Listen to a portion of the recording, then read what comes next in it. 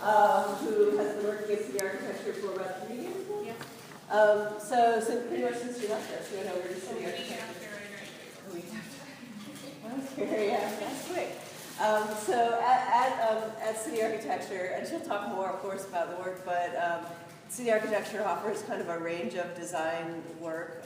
Kat was really heavily involved in the Northeast Ohio Sustainable Communities Consortium project, as well as residential, commercial, and streetscape work that City Architecture does. So with that, I'll turn it over to Kat.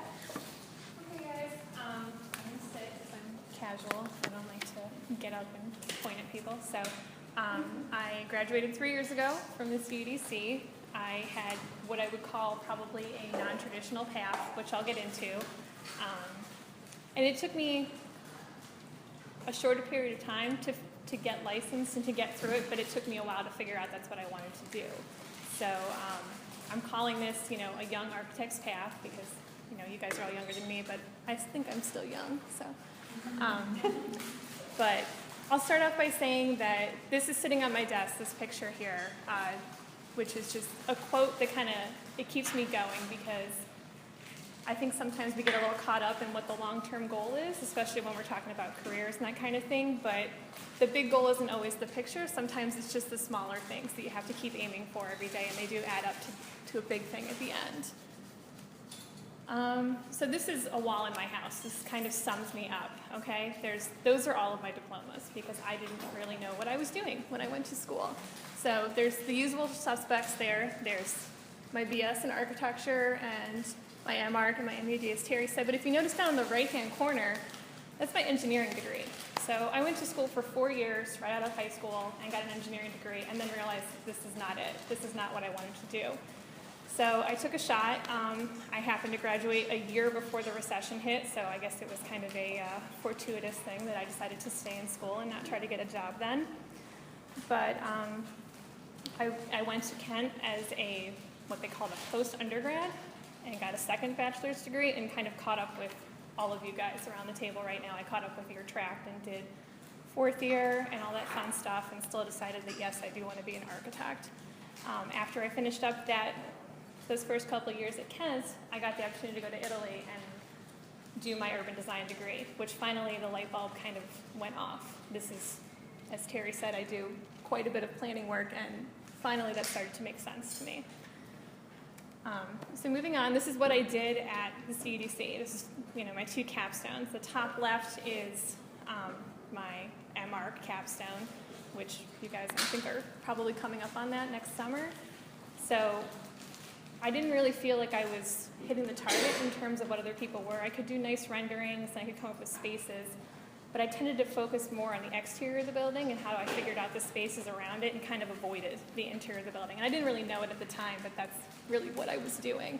And then I got the chance to spend an entire year doing basically an urban design capstone, which ended up being a planning project, and I got to look at waterway systems and how all of these spaces work together, and, you know, really urban design, not just at the ground level where you're figuring out plazas and that kind of thing, but that high level is almost like that Google Maps level, that like 10,000 foot level, and things really started to kind of pick up for me.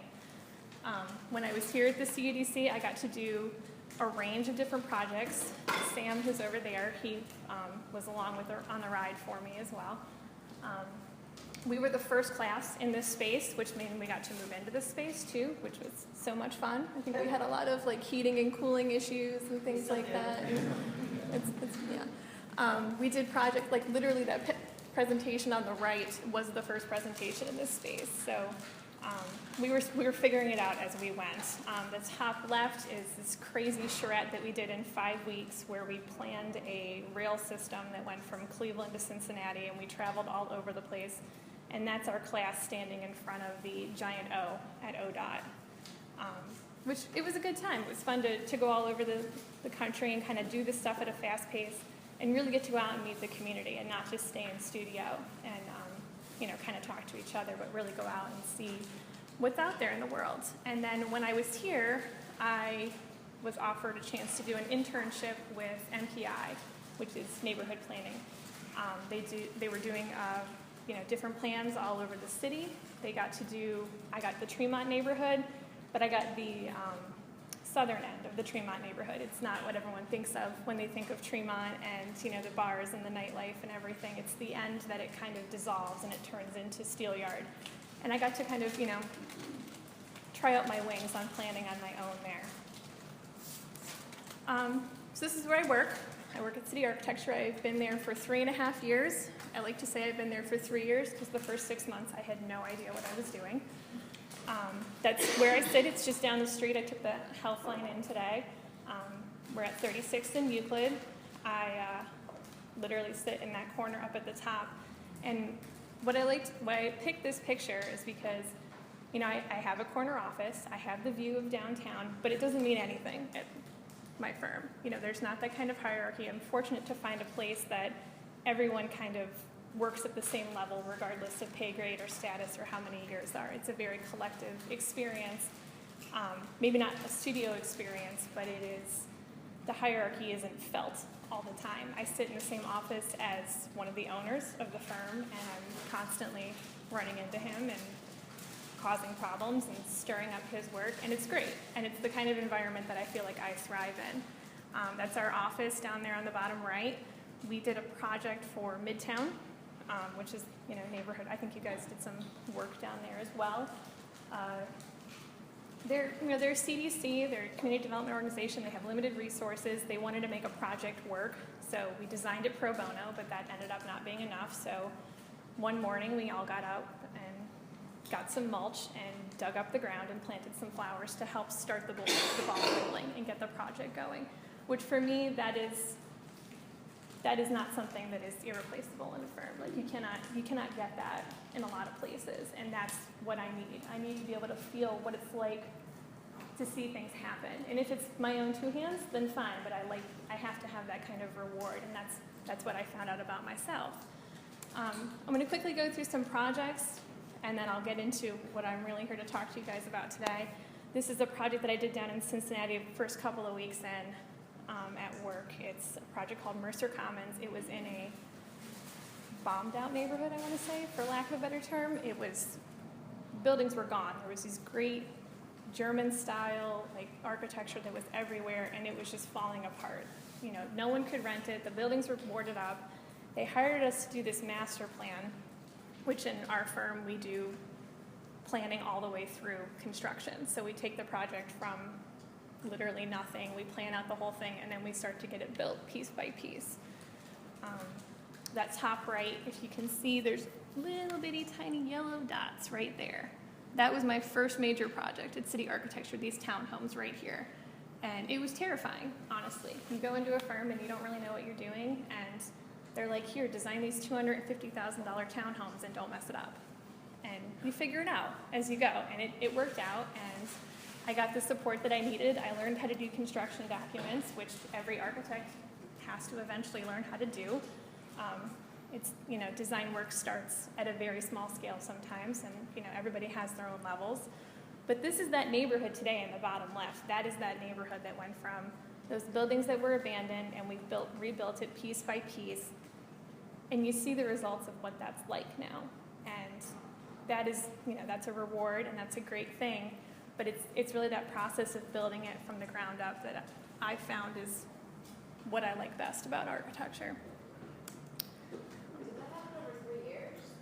No, the master plan started probably in '09, I would say, and we've built basically all of this block down here, and about half of this one we are working on phase 3 right here. It was fast. The city of Cincinnati had a lot of funding that came in, and they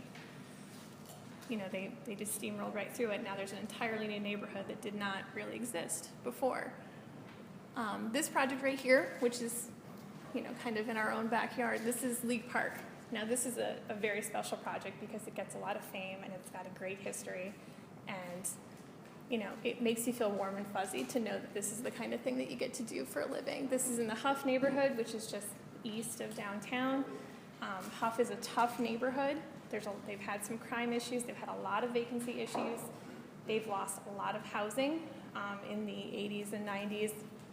For whatever reason, good or bad, they allowed people to come in and start putting lots together and building kind of like mega mansion style homes, which is just bizarre. There's, you know, these old houses that are falling apart, and then there's like suburban, like Velcro houses.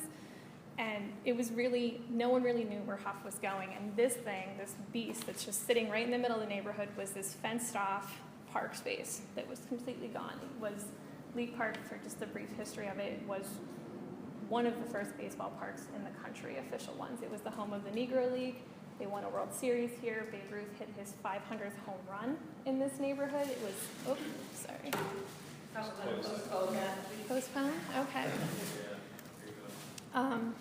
It had some historic remnants left, so it was a mix of all different kinds of things. We got to do some historic preservation. We got to do some new building. We got to do a lot of outdoor space.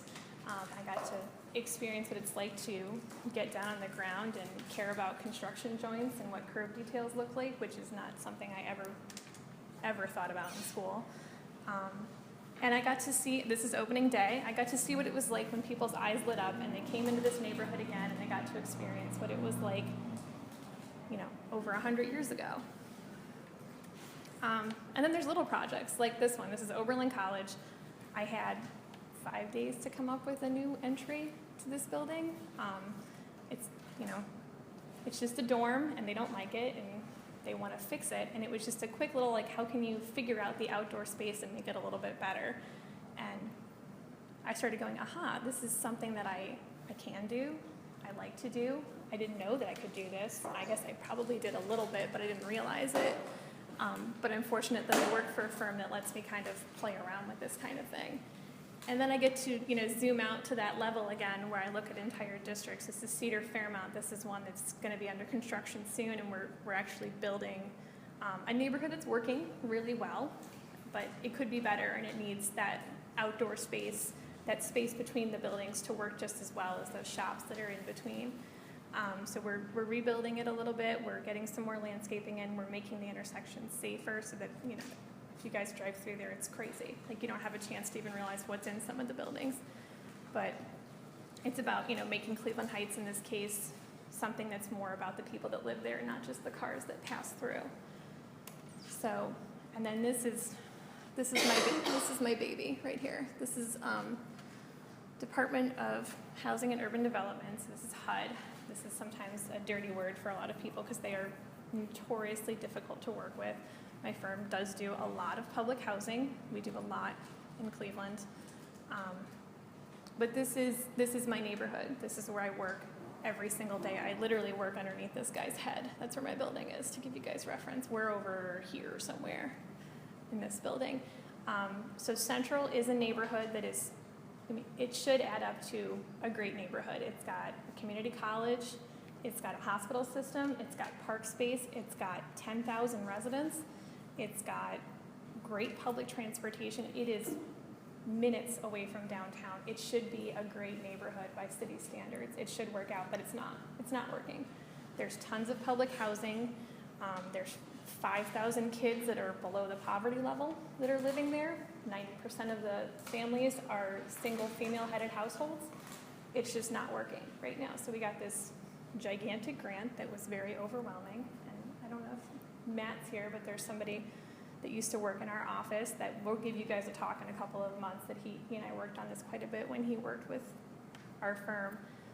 But this is where it all became, it didn't matter about the architecture, it didn't matter about the buildings, it was figuring out what was wrong. And I spent many hours sitting around a table just like this with girls that were 19 years old. They dropped out of high school because they didn't have time. They got 2 or 3 kids, they don't have a job, they're trying to make it work, and they're giving up their free time to sit around and make their neighborhood better because they want their neighborhood back. They want a neighborhood. They want a front door, they want a yard, they don't want their kids to be scared, and they don't want to have to move because of all of those reasons. So they gave up their free time and they sat around and they helped translate our skills as planners and architects into something that can actually make it better. And we ended up tearing down a significant amount of the public housing. URS is putting up a health clinic on the site right now to help give people in the neighborhood access to health care. We're putting up a multifamily building starting next year so that we can actually start to rebuild this in a thoughtful manner. we're changing the housing. It's not going to be all public housing anymore. It's not going to look like public housing. It's not going to be these 70s bunkers where you can never come out kind of thing. It's going to be townhomes. It's going to feel like a neighborhood again. And you're not going to be able to tell which house is public housing versus which one is market rate versus which one is, whoever. It's all going to be together again, and we're going to rebuild it as a neighborhood because that's what people wanted. They wanted a park space. They wanted a safe community.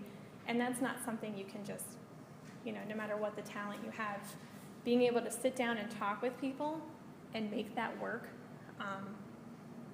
to me, that's one of the best things that you can do as an architect or a planner. And then today, this is the project I'm working on right now, is City of Barberton. I have to actually fly down there by 2 o'clock this afternoon. We're doing bike infrastructure for them. We're helping them figure out how they're going to get their towpath into their downtown. And we get to do great things, like show up at community events and put up some boards and talk to people and get their opinions so that when this stuff actually gets done, it's community-based. It's not about what we think is good as designers. It is to a little bit, but it's of course we get to design. But it's about hearing people and getting out in the community. And I didn't think I was really great about talking in front of people. I mean, here I am doing it right now. But when you like something, and even better when you're passionate about it, it doesn't freak you out anymore, and it can be great. And that may not be everybody in this room. A lot of you might love to design door jams and things like that, but it turned out that was not me. And I know you guys already had a talk about finding your way, so I won't dwell on that too much. But what I will say is that, go back to setting those goals early and figuring them out. One of the things I can help you with today is if you're interested in getting licensed, I think I can explain the process and at least make it a little bit more scary for a lot of people here. So most of you guys are students, right? How many architects do we have? Architecture majors. Are you all architecture majors? Or some of you doing urban design as well? Okay. Does anybody know what the 3 steps are to getting your license? 3 steps. No? Okay. Test your hours. There you go. It's simple. 3 parts. You guys are already doing 1 right off the bat. You're getting a degree. Pick one of those. I think here it's always an MArch. We used to be a BArch a long time ago. Notre Dame is still a BArch for whatever reason. But that next step is that internship. I'll go through it a little bit, break it down for you. But you guys can be doing that right now. You can start getting a significant portion of that done right away. And then as soon as you're done, you can start taking those exams. So let's go through these. I won't dwell on the degree. You guys have that under control. So IDP, Intern Development Program. It's administered by NCARB, so yes, you have to have an NCARB account if you don't already. The Ohio Board gives you like a little discount. They give you a scholarship back if you set it up in school. So do it now so you get your money back kind of thing. Matt, I hope you did, because I know you worked in our office and you recorded all those hours, right? Yeah. So you guys can all be doing that right now. So you have to work 5,600 hours straight. That works out to about 2.8 years, which when I got my license, I was not at 2.8 years. And how did I do that? I used that time that I was in school, and I went to lectures, and I worked for MPI and other things to knock out as much as I could in those other settings that aren't, construction documents and that kind of thing, to get ahead of the game and use the experience that you guys are all getting here in school twice. Basically use it for your degree and use it for IDP. There's 3 settings you can do. There's the traditional office setting where you're working under a registered architect. You do have to get a minimum number of hours in that. You can't do everything, in other settings. You can do non-traditional settings where you're not necessarily working for an architect, but you're doing architecture-related work. You could be doing planning. You could be doing, you could work for a nonprofit. You could do, I worked for MPI. They're planning and that kind of thing. Excuse me. And you can do supplementary experience. So you can volunteer. You can go to lectures. That counts. Get a mentor. Get them to sign off on it for you so you can start accruing all of these hours. Yeah. I think McCarthy just changed that last one. Earlier this week, I think I got an email saying they're planning on doing away with the whole volunteer Yes, they are getting rid of that, but not yet. So I'll go into that. You can still, it still counts right now. So right now there's 5,600 hours you have to get. There's 3,700 that's in settings, like they're in certain hours, and then there's this 1,860 hours of flex time. You can still use it towards that flex time, but coming up they are going to change it, and I'll go over that real quick. So around the room, I don't think we have too many people that are over 25. I would say that the average age of somebody who starts their license is 25.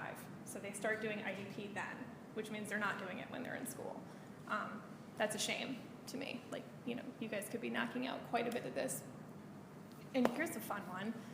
40% of the applications last year were women, which, you know, fantastic. I mean, I'm not gonna lie and say that there isn't that little bit of gender bias still. It does exist. It's not that bad. It's not any worse than being in your early 20s and working in an architecture office. They look at you the same way. It's not a big deal. You know, I see the girls sitting right here.